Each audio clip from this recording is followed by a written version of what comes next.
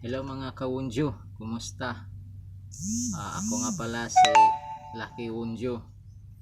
First time kong gumawa ng YouTube channel ngayon. So, ang content ko, mga DIY metal fabrication. So, first project ko, gagawa ako ng used oil kalan.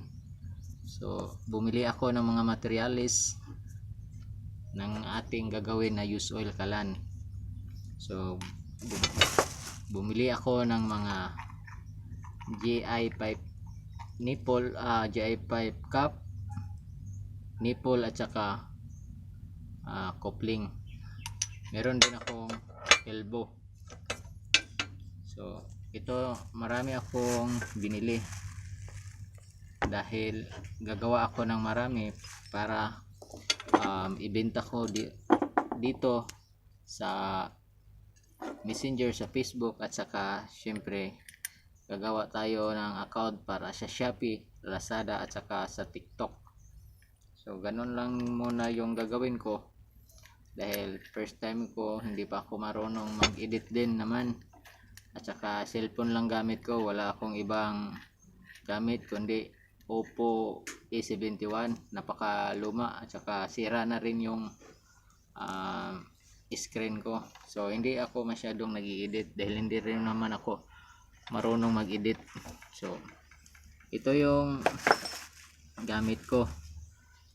Bumili din ako ng grinding disc saka cutting disc. Meron ako ditong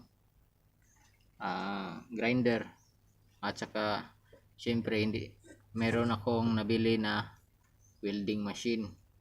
So dahil first time kong gumawa nitong burner used oil kalan, so hindi pa rin naman ako marunong masyadong mag welding. Focus lang muna ako doon sa mga gagawin ko. Siyempre nag DIY lang naman tayo, malay mo magiging bihasa ako sa mga metal works, sa pagbricate ng kung ano-ano dahil marunong din naman ako sa construction kahit konti, kahit papano marunong din naman.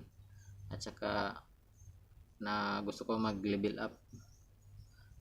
up muna para kahit papano magkadagdag ng kita at saka madagdag ng mga kahit konting income lang.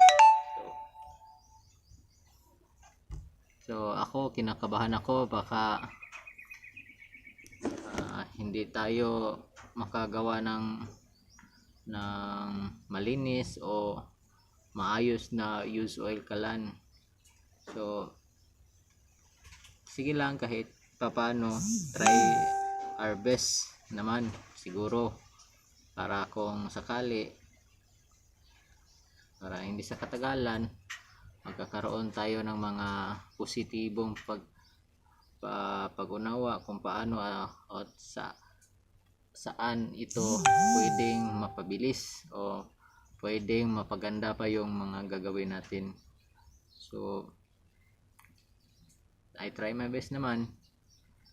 So medyo utal lang dahil Bisaya ako, hindi ako marunong masyado mag-Tagalog, hindi ako fluent sa Tagalog. Sanay ako sa Bisaya dahil Bisaya ako.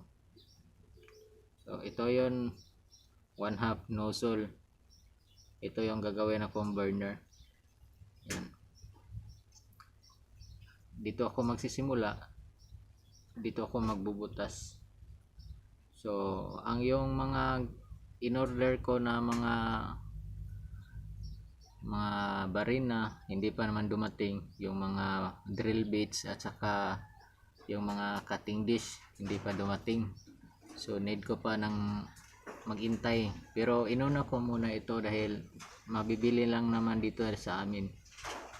Wala nga lang yung diagonal na mga cup, gusto ko yung hexagonal, ano ba ilang bang yung hindi ganitong klase dahil napaka kapal nito. Alam nyo ba yung drill bits, madali lang naman masira pag nagkamali ka ng hawak doon. Pero sige lang, hihintayin ko lang muna yung drill bits para mabutasan, pero mag-i-install muna ako ng mga plates, flooring para dito. So yan lang muna guys, keep on watching, salamat.